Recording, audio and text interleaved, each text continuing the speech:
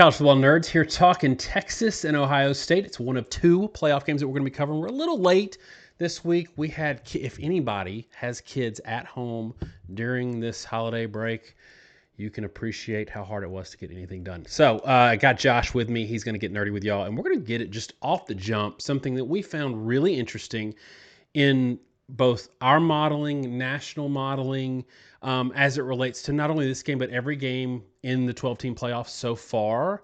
So I'm going to shut up, Josh, and kind of just let you get into it. So, Daniel, there's really two things that I think are notable here. And one is the obvious one we tweeted about before, and one is not. Now, you can follow us on Twitter at CFB Nerds. You can go read our models and all our statistics at collegefootballnerds.com, including running a model between any two teams. And hey, if you haven't liked and subscribed yet and you're watching our videos, just do so. And even if you want us to call us an idiot, just like and subscribe anyway, and then you can find our videos and make fun of us all you want. But the statistic I tweeted about, Daniel, is we run this 1 through 133 rating or ranking. Okay, so our model, it's matchup based. It's based on this expected performance idea where we look at not your absolute statistics, but what your statistics are relative to how everyone else did against given teams. In other words, are you over or underperforming versus your schedule? And it's a pretty simple metric. You can go online and see it. And we just do it as a percentage. You're 50% better than average rushing, or 20% worse, and just looking at, you're averaging 5 yards a carry versus teams that allow 4. I think it's better than unadjusted stats for sure. And in our ranking system, where we take every team, we model them playing the whole rest of the season, and look at your record, the higher ranked team has won every playoff game. And so I had thought that I should go ahead and do this, so I actually saved a snapshot of FPI, ESPN's FPI, which all the Big Ten fans love to clown on. And look, the reason we use FPI a lot is it has the lowest mean error, meaning that it's the most accurate in terms of predicting actual scores of any of the major models. Andrew Percival does a good job of tracking models. To brag on ourselves, we're consistently top 5 in win rate against the spread, but our model is bad at mean error. It tends to over-exaggerate. And I know we had Ohio State like 20 points over Oregon, I think, Daniel. We were one of the highest models on that. At times it seems outlandish, and at times it kind of is. But it does tend to find those things. But even in ESPN's FPI model, the higher rated team has won every playoff game. At least the higher rated team as of the week before the playoff games. I saved a snapshot before that happened. And so I thought that was kind of notable, right? That when you looked at just what were the higher rated teams, and I'll go through here and just run them through. We're looking at Twitter real quick, the tweet, because I compiled it all. It's our model had them in this order. It had Ohio State 1, it had Texas 2, Notre Dame 3, Oregon was 4, Indiana was 6, Penn State was 7, SMU was 8, Tennessee was 10, Georgia was 15, Arizona State 18, Clemson 25, Boise State was 30th. Now, what a lot of people are probably going to gripe about there is the fact that Indiana and Notre Dame was only 3 and 6. Penn State and SMU was 7th and 8th, so they were pretty close. FBI kind of has the same problem. It has the teams quite close together. I'll note the 5 top teams out or the top 4 teams out were actually Ole Miss, who is 5th, Alabama 9th, Miami 11th, and South Carolina 12th in our system. So I thought that was interesting, but maybe not that dispositive. But Daniel, I found a more interesting statistic that I think is telling about this game, telling about where college football is, and I think it informs a lot of this discussion. It's not just the highest rated team that won every game. If you sort by expected performance in our statistics, it's the higher rated defense that won every game. And Daniel, the point I was making is, even in our total rankings, the gap between these teams weren't necessarily that far apart, like SMU and Penn State. Now, part of that, remember, our system is matchup based. SMU is rated high because they consistently beat bad teams. Our model actually does understand that. So they're kind of artificially high, and they would be an underdog versus a lot of other teams in their same quality range. It's just that it knows that Alabama is likely to drop a random game and SMU is not. So SMU kind of gets bumped up even over some teams like maybe South Carolina-ish teams that could give them a game. But in total defense, things start to make a lot more sense because Ohio State's 1, Texas is 2, Notre Dame is 3. Four was actually Ole Miss. Again, probably the best team that didn't make the top 12. And everybody talks about Alabama in the top 12. The one line is Ole Miss, and if you want to talk about the best team, putting the best 12 teams in, Ole Miss was probably the team that should have been in because they're probably one of the six best teams or so in the country, according to most metrics, but that's neither here nor there. Penn State was 6. Tennessee's all the way down at 9. Indiana's all the way down at 10. Oregon's all the way down at 11 in our system. Georgia's all the way down at 15. Arizona State is 16. You have to start scrolling here to find the rest of them. Boise State's at 38. SMU's at 40th. Clemson is all the way down at 46th. It's hard to explain Texas's performance other than to say Texas had major leads in those games. I think let off the gas a little bit. Ohio State fans may gripe about that statement. We'll get into it later. But the point I want to make is the gaps that you see in the overall ratings didn't necessarily make sense for the dominating performances you've seen. But two things come to play. One is, however you view these teams in the playoff, nothing in the playoff strongly indicates that the power ratings we had were actually wrong. What these power ratings suggest is the outcomes we have and the reason we have the teams we have in these finals is actually about seeding, not really about just pure performance overall. Meaning these are not the 4 best teams. These are the expected outcomes from the current seeds we had, best to worst. But beyond that, it's even more true that if you look at total defense, it makes sense that Ohio State might blow out Oregon. It makes sense that Ohio State might blow out Tennessee. It makes sense that we got all the blowouts we did with who we did because the defensive ranks were actually pretty different, again, with the exception of Texas. So, Daniel, that's a long sort of monologue from me, but I think that's pretty fascinating that not only have we gotten the expected performance that we did, or at least the winners we expected, but the margins that seem so shocking, I think make a little more sense when you pull back the curtain a little bit and you pay attention to the defensive rankings. Because the reality, Daniel, I'll let you expand on this, is it seems like defense right now is becoming the dominant force in college football. Yeah, and it's not just college football. We're seeing it across the board in the NFL. I mean, if you look at the Chiefs and what they were doing a few years ago, in concurrently with what was going on in college football, the schemes were different than the NFL, but it was still, when you had RPO in the college football and everything was basketball on grass, you had a lot of scoring in the NFL. The Chiefs are still winning games, except the one that they quit on this week. The Chiefs are still winning games, but they're winning it with defense. They're slightly better than everybody on offense, but they're struggling to score. The Ohio State in this playoffs makes a lot of sense with that because, yes, I do think that Howard right now is playing out of his mind. I don't know that it's going to last. So far, it has lasted, these 2 games against 2 good teams. If he stays where he's at, Ohio State's, they're done. They're going to win it all. This, to me, is probably the national championship game. And that's, that is what it is. But defensively is where, in my mind, Ohio State has really shown to be the better team in this field. But if you look at the other games, Texas had just enough defense to beat Clemson, who was getting hot late.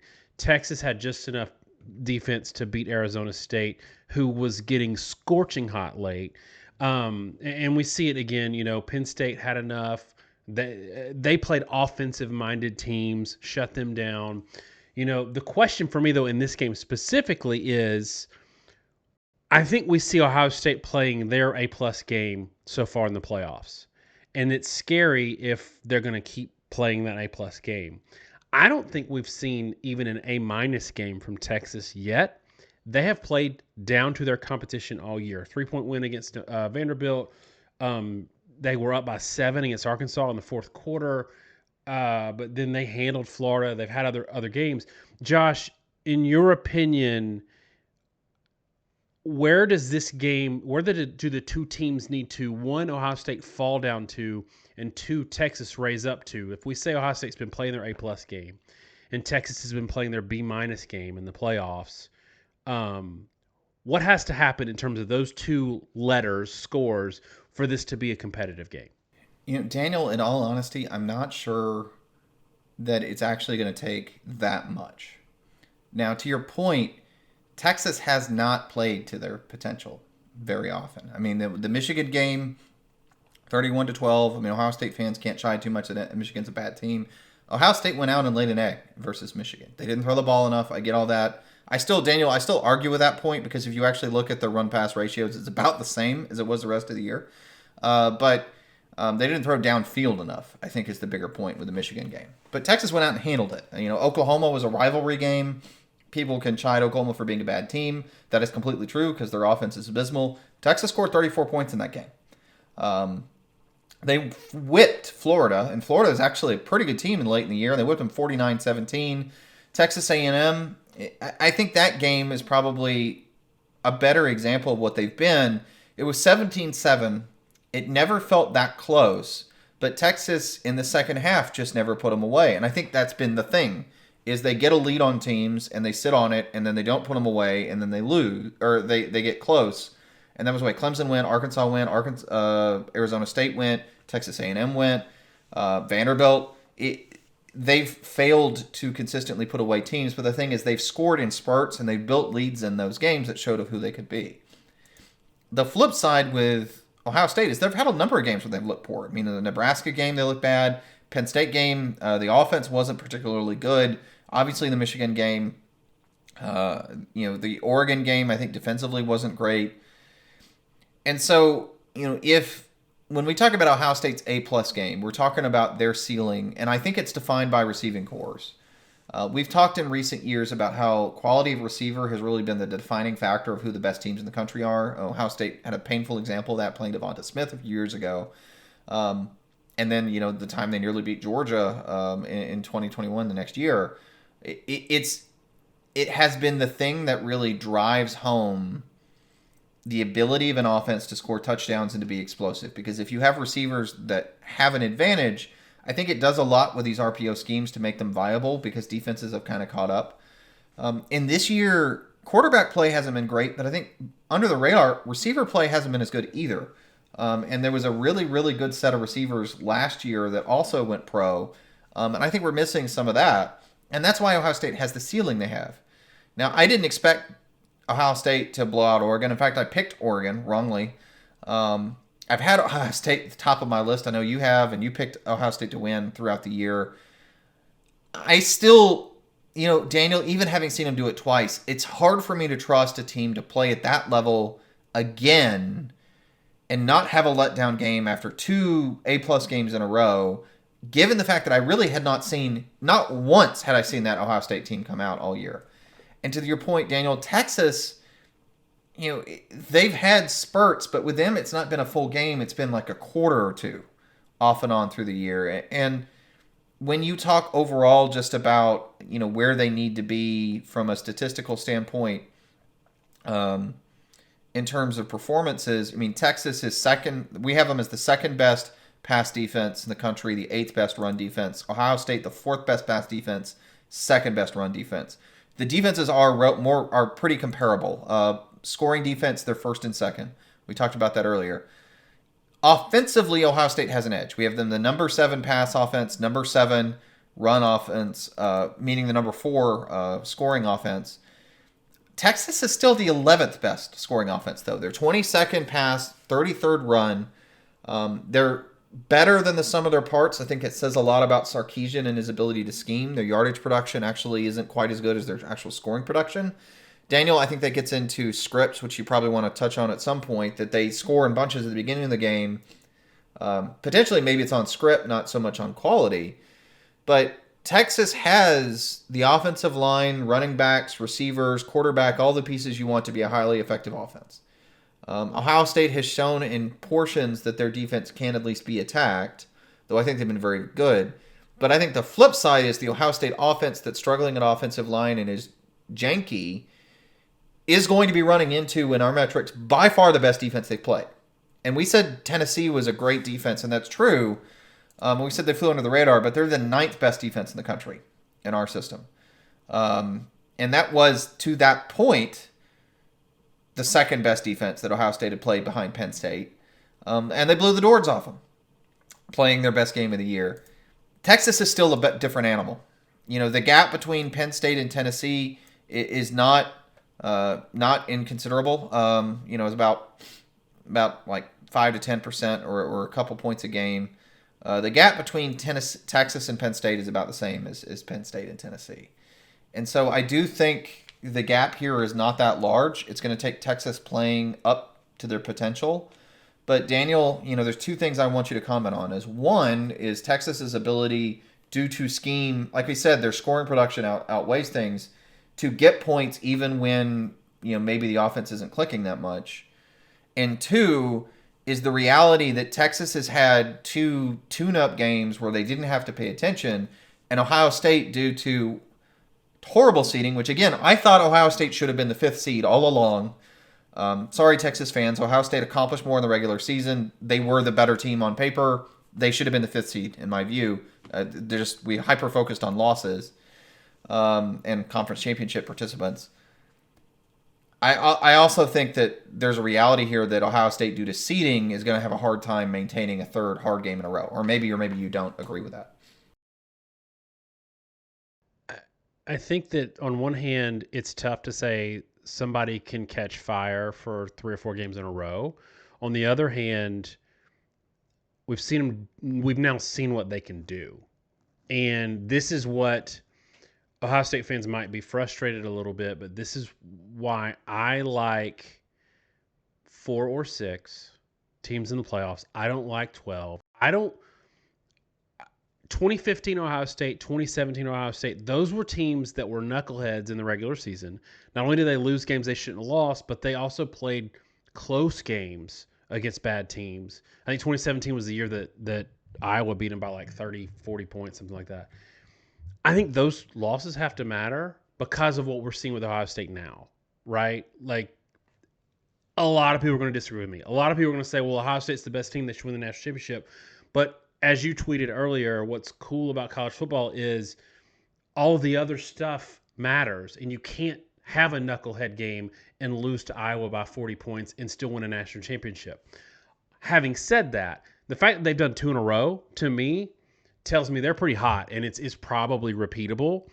And what really concerns me with Texas is, and this is what you need to watch out for, in picking this game and watching this game, if Texas doesn't score on one of their first 2 possessions, they're done. Texas does not play well offensively. People talk about winning the middle 8. After the first couple and before the last couple, those other 10 to 12 possessions, Texas's offense is bad. Like it's bottom half or worse bad. But Sarkisian is maybe the best in college football history of scripting drives to get points early, which also puts teams in a little bit of a state of shock. 4 of the first 5 possessions in the playoffs that Texas have had this year, touchdowns. 4 or 5 against playoff teams. You can say what you want about whether or not these teams are good or whatever. Texas comes out and shocks people with their script. They've done it every year under Sark. And so if you're watching this game and Ohio State stops them in their script,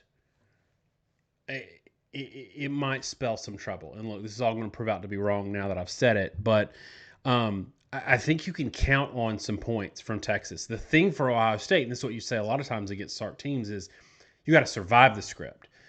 Okay, if you give up a touchdown in the first 2 possessions, don't let that really give you a meltdown because you're going to get some possessions back. You're going to stop them once they get off script. However, what I saw from Ewers in the Arizona State game was something I haven't seen a lot of, and that's he really looked good towards the end. And Josh, I had maybe a wrong view of Texas defense in my mind because if you think about how that game went, there's a lot of scoring late. And I do think that Texas has this thing where they go to sleep after they get a big lead. They did against Clemson. They did against Arizona State. A lot of those points were unnatural points. If you think about the really poor throw that was caught for a touchdown, Scatterby's pass was pretty bad. Sam Leavitt had 4.8 yards per attempt on 46 attempts. He only had 222 yards, no touchdowns, on 46 passes, which leads back to your previous point about them being a really good pass defense. They gave up some in the run. Scatterby can run. but those points late were just kind of weird. And I think that Josh, I probably had a little bit of a unfair view of Texas's defense. But the question is, are they going to be able to score? The over/under in this game is 54.5. Ohio State's a 5.5, 6-point favorite. The line hasn't moved very much. In light of that, Josh, give me your score, and I guess your score might indicate what you think about where Vegas is on. So my prediction for the game overall. Yeah. You thought I was going to go first, and now you don't know what to do. Yeah, no. You did catch me slightly off guard. I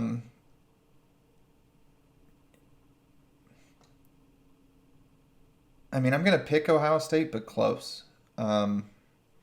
Daniel, I'm torn, and for the reasons I talked about. And I'm going to say, I'll say 31-27. And the reality is, I don't think Ohio State's going to be able to continue the tear, partly due to who Texas is defensively and partly due to the grind of 3 weeks. By far, we talk about a lot of these playoff games that have had a hard time picking them. I talked about with the Indiana game in particular and SMU, how difficult it was to make projections in those games because mainly I didn't feel comfortable trying to evaluate how well they're going to handle at the line of scrimmage. It was interesting to me in the Notre Dame Indiana game when they were doing the picks on game day that Saban, they asked him what he thought was going to happen, and he said, "I think Notre Dame's going to just dominate them."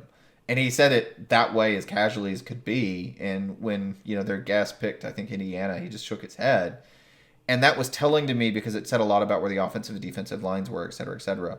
I don't have that concern here, Daniel. I think Texas is going to be able to acquit themselves quite well. We haven't really got into personnel, but I think that's a big issue with me because defensively, Anthony Hill Jr. is a special kind of player. And I think there's some guys that Texas has that can move sideline to sideline that will take away some of the bootleg, easy stuff that Ohio State's been doing. And I know Oregon is a very good team, but I don't know that they're as good, right? Oregon has great defensive players. They especially have some good pass rushers. I don't know that the linebackers are quite Anthony Hill Jr. And there are some things, things at play there. But on the other hand, Daniel, the reason I'm so conflicted is I saw Muhammad, number 5 for Texas, get picked on the entire Clemson game, and I saw him get picked on some too against Arizona State. There are signs to me that Texas's secondary, which, to be clear, if you look at their schedule, did not get tested much, might have some real flaws, which Ohio State might be able to exploit. And it all coalesces, and I'll finish this, Daniel, before letting you give your score. And I know this is a bit rambly, but I think there's a lot of stuff going on. The point's 5.5 to 6. According to OddsShark, 75% of the bets are on Ohio State, 80% of the money's on Ohio State. That worries me to see it that lopsided. People talk about how there's even money in Vegas. We've always said that we never know exactly. It's a black box how it works. My belief is that most games have even money. However, sometimes Vegas sees what they perceive to be the public seeing an edge where it doesn't exist, or at least chasing a trend, and then they push the public towards the trendy team, knowing more often than not that doesn't hold. And I think they make a lot of money that way. There are signs to me that that's the case here. The offensive lines have problems Ohio State had. I don't think they're completely solved. I think the line has shored them up a lot. But I also think a lot of it has had to do with their ability to sort of smoke and mirror or magic their way to a lot of lateral plays off. Again, bootlegs have been really common. They've run a lot of sort of some screen concepts, a lot of quick outs, a lot of flares to the backs. Texas is going to be well keyed on that based on tape, and they actually have the players to defend, whereas I don't know that Oregon really did, and Tennessee really didn't. And so I think that's going to make Ohio State have to play them more straight up. And as much as I love Jeremiah Smith, and to be clear, I think Jeremiah Smith, I don't just think he's the best receiver in the country. I think he's the best receiving prospect in the last 15 to 20 years since Calvin Johnson, period. I don't remember a set of receivers, maybe like Julio Jones and A.J. Green, that pair in like 2000 and, late 2000s. as freshmen that they were that good, that dominant, physically, clearly from day one. But there's enough there. And Daniel, I'll quickly too just give the model before you give your pick, just to drag it out that much further, because people love hearing me monologue. Right now, again, these are kind of two of the top teams in our system. And our model looks at only on-field performance and everything else, and it has Ohio State by a big edge. It's 25.5 to 16.2, about 9 points in Ohio State's favor. Our model loves Ohio State, has them a half yard better yard per play. But again, Daniel, two things. One, the consistency score, which means the ability of a team to be modeled, or otherwise how consistent or inconsistent is your performance. Ohio State's a negative number, negative 61. It's ridiculously low. They do not play in any way consistently. Our model cannot wrap its head around them because they've been two different teams at different points in the year. And two, neither one of these teams has 4 yards a carry. Neither one of them have 7 yards per attempt. That all points to a low-scoring game. And I'll now turn it over to you and to say, do you agree? Or do you think this tear is completely legitimate? I said it was legitimate after the Tennessee game and was more about Ohio State than Tennessee. Or do you think this is something that's not sustainable week to week to week? I think Ohio State's a monster. I think they're an absolute monster.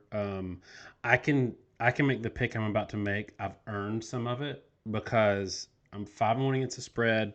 I picked every game we covered. I picked the winning team, so I can take an L and people won't laugh at me. I've got Ohio State 31, Texas 17. I think that Texas has some hidden issues on both sides of the ball. I think that you made a good point about Muhammad getting picked on. I think that they did some good things defensively to shore that up against Leavitt in Arizona State, but they also couldn't run the ball against Arizona State. That's concerning. There is a chance in the back of my mind that we get just an offensive explosion from Texas. I'm actually really, really high on. I'm high on Golden, and I think this core, because Gutterhelm's good too, Wingo's good. I think they're better without Bond. I know that's silly. I got a mic issue, but anyway, 31-17 for me. I think Ohio State covers comfortably. I think that offense is still is who they are. Who they've been in the playoffs is who they are and who they're going to be. And I'm concerned that a team that couldn't run on Arizona State now has to run against Ohio State. And I just don't think it's going to happen. Tell me, 5.5, 6 points from Vegas is pretty healthy. You're concerned that all the money is going Ohio State's way. You've got a theory on that. You've had that theory for several years, so why don't you share it with everybody? Well, I mean, it's the thing I've said for a while. I think sometimes Vegas just tries to push the public to put money on people that it thinks are going to win. And in this case, there's something more specific going on. That one, I think Texas has played down to their opponents, and two, I think Ohio State's played up. Two, Texas, at least in terms of talent, is a much more talented team overall, I think, than maybe Ohio State's faced, or even, and yes, faced to this point. I think there is a bit of a misperception with how good Oregon was, and they were deserving to be the number one team overall. From a talent perspective, Texas is a lot deeper than Oregon, and I think they're a lot more talented overall than Oregon. I think Oregon was better than the sum of their pieces. In a lot of ways that Texas hasn't been. But I think in these games versus elite teams, pure talent matters a lot. I still don't love Ewers as a quarterback. I still don't think the receiving core is quite what it was last year. I got roasted at the beginning of the year, Daniel, for saying that it was crazy for Isaiah Bond would be worthy. I had a bunch of tweets about it and got lit up on Twitter. I should pull receipts on that. It was crazy to think that somebody was just going to walk in and replace Xavier Worthy. Shouldn't have been a shocking comment, but apparently it was. The thing, though, that I find really interesting from a matchup perspective is offensive line, because I think this is flying under the radar with way too many people. Banks, at offensive tackle for Texas, had sprained his ankle in the SEC championship game. He came back and played in the playoff. He wasn't 100%. The continued time off has made him healthier, and importantly, William Campbell got hurt for the last game. And so I think people forget that Texas has not really had their two healthy starting offensive tackles from what had been one of the best offensive lines in the country, and especially didn't have them versus Arizona State. You talked about the fact they couldn't run the ball, which was shocking. There's an actual explanation for that. And so I think there's a lot of things here to say talent-wise why Texas can compete. But Daniel, to me, this game is simple. I've talked about it all year. Ohio State has the best collection of skill players in the country, but they off and on have had problems getting the ball outside the box. If they can get the ball out of the box, if they can consistently get it to their skill players outside the tackle box, they are the best team in the country, bar none. The defense is, if it's not the top defense in the country, it's one of the top three. And with those skill players, there's nobody that can play with them. The problem is the offensive line is not very good. And then Howard has been a good quarterback, and especially in the playoff, but he has been a bit spotty throughout the season. And when that offensive line isn't working, and when Howard is being a little over-conservative and a little hesitant, the ball doesn't always come out, and sometimes that offense starts to stall. Texas is exactly the kind of team that can exploit that because their front seven is as good or better than anyone in the country, at least anyone not named Notre Dame or Ohio State. And so if Ohio State gets the ball outside the box and they do it consistently, I don't think Texas's secondary is good enough to completely stop them. Yes, they've got phenomenal talent on the back end, maybe the best safety in the country. They're going to play at a high level. But I think Ohio State is just so good they're going to score. But if they don't, they're going to look very immortal again. And I think what the Michigan-Texas game taught us, Daniel, is that this Texas team, like we talked about Tennessee, maybe Tennessee's a better version of Michigan. Texas team is a much better version of Michigan with a real offense. I don't think they're super explosive. We talked about this with a couple teams leading into the playoff. Texas is one of those teams. You go through their schedule, they scored 25 to 35 points. It didn't matter if they were playing I don't know, they're playing Clemson or they playing Arkansas. They're consistently scoring in this 20 to 35 range. And that's why they've looked bad at times.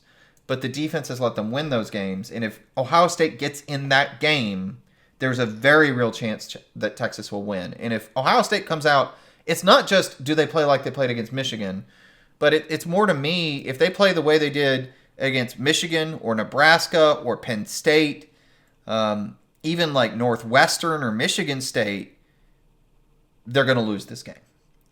And Daniel, I think that's, to me, it's almost a coin flip. And you can talk about it being a 6-point spread, but I said this really with both prior Ohio State games. I don't think the odds are very high that this is a 7 to 10 point win. I think this is either going to be a major Ohio State win or it's going to be an extremely close game or Ohio State loss. But I will end with this. I do think the winner of this game is very likely your national champion. A bit spoilers, and we'll see. Notre Dame can prove me wrong, and some Notre Dame haters, to the odd chance that they listen to this whole video, are going to complain. I do not think Notre Dame has the talent to play with either one of these teams if they're playing at a high level, and they're going to have to be to win this particular matchup.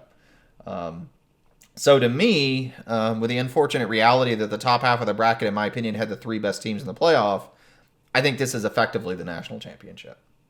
All right, y'all. Let us know in the comments, one, what you think about the fact that models have all really predicted out the playoffs the way they've gone, and what you think about Texas's defense against Ohio State's offense. I'm curious what you think about that matchup.